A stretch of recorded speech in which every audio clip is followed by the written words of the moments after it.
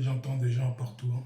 J'entends des gens partout, surtout sur les réseaux sociaux, j'entends des gens partout dire que la richesse est leur essence, la richesse est leur essence, la richesse est leur droit divin, la richesse est leur droit divin. Ils sont des enfants de Dieu, ou elles sont des enfants de Dieu, et que la richesse est leur droit divin. Ok, ça sonne bien, ça sonne bien. Mais dans la réalité, là, ça donne quoi? Parce que là, vous êtes dans les nuages, là. Vous êtes dans les nuages, je mérite la richesse, je mérite l'abondance, je mérite la prospérité. Oui, ça sonne bien, oui, ça sonne très bien.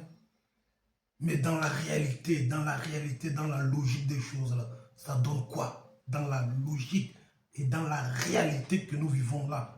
Hein? On touche du bois, on touche du bois. On touche la terre, on touche du bois. Hein? On touche le mur, on touche le mur. Dans la réalité, là, ça donne quoi? Dans la réalité, ça donne quoi?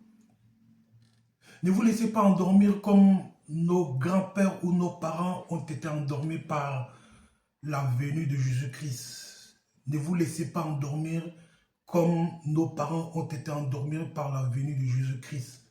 Jésus-Christ revient bientôt. Ça ne sert à rien d'améliorer notre situation. Jésus-Christ revient bientôt. Jésus-Christ revient bientôt. Nos parents ont été endormis et ils sont morts pauvres, très pauvres. Leur dernier jour était une souffrance. Leur dernier jour était une souffrance. Quelques années de leur dernier jour, ça a été une souffrance. Ça a été vraiment catastrophique. Ne vous laissez pas endormir. Vous aussi, vous commencez à vous endormir, mais d'une autre façon, par d'autres croyances, par la loi de l'attraction. Vous savez, la loi de l'attraction ne vous empêche pas d'être à l'ouvrage.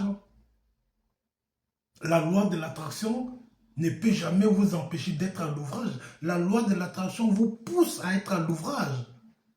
Vous croyez en Dieu, vous croyez en Jésus-Christ, vous êtes religieux, mais dans la Bible, il y a partout des versets bibliques qui vous disent « prends courage, lève-toi ». Là où tu vas aller, là, à la fin de ta vie, là où tu vas aller, là, il n'y a rien, il n'y a pas de jugement, c'est le néant. Donc, ne vous laissez pas endormir par la loi de l'attraction, hein, la positivité. Je suis l'enfant de Dieu, je mérite la prospérité. Ne vous laissez pas endormir par les affirmations. Moi aussi, j'ai failli me laisser endormir par les affirmations, les côtés positifs des choses. Mais je suis revenu à ma vraie nature.